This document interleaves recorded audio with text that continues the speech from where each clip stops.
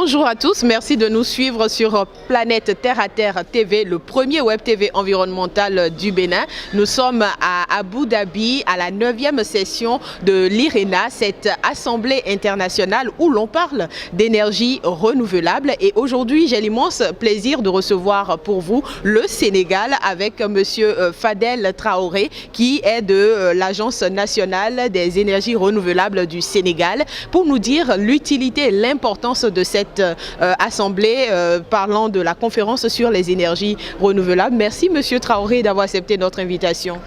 Merci, je vous remercie également pour cette invitation et de l'avantage que vous nous donnez, particulièrement le Sénégal, pour venir parler des énergies renouvelables ici à l'IRENA Abu Dhabi pour la 9e session. L'importance de la session qu'on a eue avec l'IFDD dans la concertation francophone a été une première et un succès, je dirais, qu'on va peut-être capitaliser dans les prochaines sessions qui vont venir. Ça a permis aux pays francophones, pour une première fois pour cette assemblée, de discuter de leurs projets, de partager leur expérience dans le domaine des énergies renouvelables.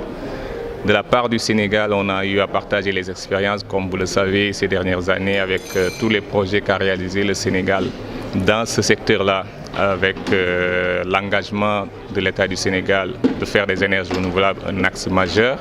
Donc, se sont reflétés et ont eu des réelles réalisations et des succès au niveau de l'Afrique de l'Ouest et même de l'Afrique en général. Donc on a voulu partager pour montrer comment on a fait, comment ce processus s'est réalisé.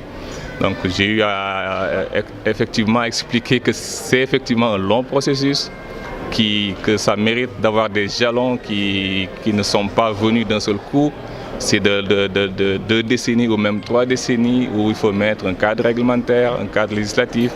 Il faut mettre des jalons qui puissent permettre que vous arriviez à ces résultats-là. Donc j'ai eu à présenter cela, de montrer, de commencer par le cadre réglementaire et législatif du Sénégal, depuis, je dirais, 65, 98 avec les lois de 98, modifiées en 2002, les lettres de politique de développement du secteur de 2008, de 2012, qui ont fait qu'il y a eu un cadre qui a permis que, quand on est arrivé entre 2010 et 2016, de pouvoir sortir de terre les premières centrales solaires qu'on est en train d'inaugurer et d'autres qui vont se suivre très bientôt. Donc aujourd'hui, on est à 122 MW de solaire raccordés au réseau national du Sénégal, qui représente un pourcentage 14% dans le mix et à 75 MW en hydraulique. Donc si on prend donc la part d'énergie renouvelable, aujourd'hui, on a 23%. Donc ce qui est très important, qui a dépassé même l'objectif qu'on avait de 20% en 2017. Et ça va continuer. Ça va continuer parce que nous avons le potentiel en Afrique pour ces énergies renouvelables-là.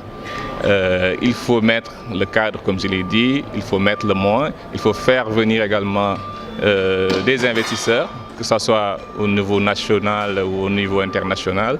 Il y a maintenant, je pense, un retour d'expérience et une confiance que les gens ont de ces sources-là, de ces technologies, surtout solaires et éoliennes, qui ont montré leur maturité à produire et à être compétitifs par rapport aux énergies fossiles. Donc cet avantage-là, je pense que l'Afrique devrait saisir cet avantage-là et c'est ce que nous faisons au Sénégal et je pense que c'est la voie qui est suivie d'ailleurs partout en Afrique par nos autres compatriotes et pays frères et voisins qui sont en Afrique de l'Ouest. Alors la session, la concertation francophone organisée par l'Institut de la francophonie pour le développement durable s'est tenue le 10 janvier dans l'après-midi. Et il faut dire que dans la matinée déjà, il y avait une autre session où l'IRENA présentait une opportunité pour les villes par rapport à sa technologie en matière d'énergie renouvelable. Et c'est une barrière qui parfois empêche les pays francophones d'aller vers ce genre de négociations. Et c'est la barrière que l'IFDD a voulu rompre, cette barrière de la langue. Au sortir de cette activité avec l'IFDD, est-ce que vous sentez que désormais une nouvelle voie est ouverte pour les pays en développement, surtout francophones? Tout à fait, comme je l'ai dit, c'était une première d'avoir cette concertation et je pense que ça va continuer. C'est quelque chose que nous, pays francophones, nous devons peut-être nous engager un petit peu plus parce qu'il y a beaucoup de financement. Le fait comment faire pour monter les dossiers, tout se fait en anglais. Et il faut dire que dans nos institutions, tout le monde n'est pas forcément bilingue. Donc tout le circuit où doit passer le dossier, toutes les personnes qui sont en charge de ces dossiers ne sont pas forcément bilingues. Donc c'est une autre compétence ou quelque chose qu'il faut peut-être cultiver pour avoir cette compétence bilingue. C'est un plus. Mais ça fait défaut de pouvoir capter ces financements-là. Donc le fait que ces organismes-là, comme l'IFDD, fassent le plaidoyer pour que dans ces... Il y a une barrière qu'on a constatée. On n'arrive pas à capter ces fonds climat, etc., etc. On pense que la barrière linguistique est quelque chose qui bloque cela.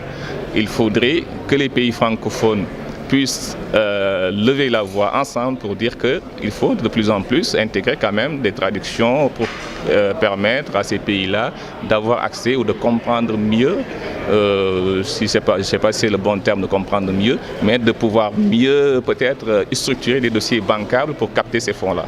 Et donc cette concertation, je pense que le but c'est ça, c'est que à travers l'IRENA, on voit déjà maintenant il y a pas mal de traductions en français de certaines documentations, c'est très bien et je pense que ça devrait continuer, ça pourrait continuer dans d'autres institutions aussi au niveau international pour permettre que les fonds climat dont on parle et dont on annonce les chiffres aujourd'hui qu'on est à 20% et qu'il y a plusieurs milliards qui ne sont pas utilisés, il faut se poser la question, est-ce que c'est parce qu'il y a une barrière linguistique, qu'il y a beaucoup de pays qui ont le potentiel et qui auraient pu capter ces fonds-là, ne l'ont pas fait. Pourquoi ? Peut-être la barrière linguistique en est pour quelque chose, pour quel pourcentage. Il faut chercher des solutions pour éradiquer cela et avoir plus d'efficacité par rapport à cela. Alors justement, par rapport à la question des finances, Monsieur Saïd Rahmani, qui est élu rapporteur de la 9e session de l'IRENA, a au cours de cette concertation donné quelques astuces disant en attendant les 100 milliards que tout le monde dit ne jamais voir, il y a quand même quelques pistes. Il a beaucoup parlé de questions de financement. Est-ce que vous avez retenu quelques petites astuces prochainement pour le Sénégal? Oui, j'ai retenu, je dirais que ces financements, ces 100 milliards dont on parle effectivement, ce que j'ai dit tout à l'heure, ça en fait partie, c'est que pour capter ces financements-là, il y a des critères d'évaluation. Il faut comprendre les critères d'évaluation. Il y a beaucoup de critères et tout est en anglais. Donc d'habitude, comme j'ai dit, dans les pays francophones, là, c'est des pays francophones, c'est ce qui gèrent ces dossiers-là pour se concentrer sur un dossier qui fait plusieurs pages en anglais structuré où il y a des termes juridiques des fois, il y a des termes financiers, il y a les termes techniques. Quand c'est technologique, c'est peut-être facile, mais quand il s'agit de monter un dossier qui doit être financé, il n'y a pas que la technologie. Donc ça c'est une partie, mais il y a une partie où il faut gérer d'autres aspects, des aspects sociaux, des aspects juridiques, des aspects, etc. Tout ça c'est demandé comme critère. Donc il faut pouvoir argumenter tout cela dans un même dossier pour que ça soit bancable, comme on dit. Donc c'est pas que, ok, j'ai une solution superbe, je vais le mettre dans ce fonds-là. Vous l'argumentez la technique, après quand il s'agit de venir dans d'autres aspects, c'est un peu light, donc en analysant, en pondérant sur le critère, etc., au final vous voyez que votre dossier n'est pas retenu, vous dites ok, moi je ne vais même plus mettre du temps sur ces dossiers-là, c'est des pipeaux, excusez-moi le terme, mais c'est souvent comme ça, on entend ça des fois dans les ateliers, les gens dire oui, moi j'avais postulé, chaque fois on nous dit de faire. Mais on n'est jamais retenu. Il faut se poser la question pourquoi on n'est jamais retenu, parce qu'il y a des critères, il y a beaucoup de critères et chaque critère est pondéré avec un coefficient. Et si vous restez tout simplement dans la technologie, ce que vous pouvez peut-être maîtriser les termes peut-être quand c'est en anglais, etc.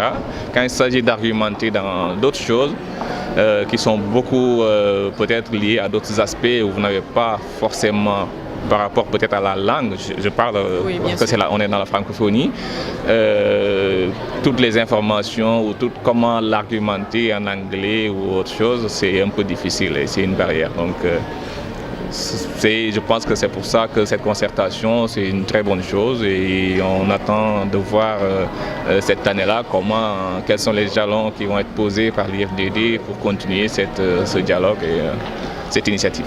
Alors, on vous sait très brillant au Sénégal. Vous dites que vous en êtes déjà à 23%. Comment est-ce que l'IRENA, de façon concrète, peut vous aider à travers les différents fonds qui existent aussi à aller plus loin et surtout plus vite? Oui, ça a commencé déjà parce que le Sénégal est membre de l'IRENA depuis sa création en 2009. Là, je suis avec la délégation sénégalaise, je suis avec des collègues et amis de l'Agence sénégalaise pour l'électrification rurale, qui sont venus ici d'ailleurs pour discuter d'un projet qui est retenu, sélectionné et qui est très avancé dans le fonds d'Abu Dhabi pour le développement, l'ADFD. Donc c'est quelque chose qui va permettre à une centaine de villages de bénéficier de mini-réseaux solaires. Donc ils sont là avec nous, avec la délégation aujourd'hui pour finaliser, je dirais, ce dossier-là qui a été sélectionné dans le 5e cycle de ce fonds-là. Donc voilà, c'est des initiatives qu'il faut pouvoir saisir. Et je pense qu'il y a d'autres pays qui ont cette opportunité, le Mali, je pense, le Niger, etc., qui bénéficient de ce fonds-là. Donc ce sont des initiatives qu'on est en train d'essayer de regarder au niveau de l'IRENA. Et on a d'autres projets qu'on va sûrement soumettre à ce fonds-là également, qui sont des projets du Sénégal et qui sont intéressants et qu'on pense pouvoir également soumettre dans ce fonds d'Abu Dhabi. Alors, Monsieur Fadel Traoré, par quoi souhaiteriez-vous conclure cet entretien?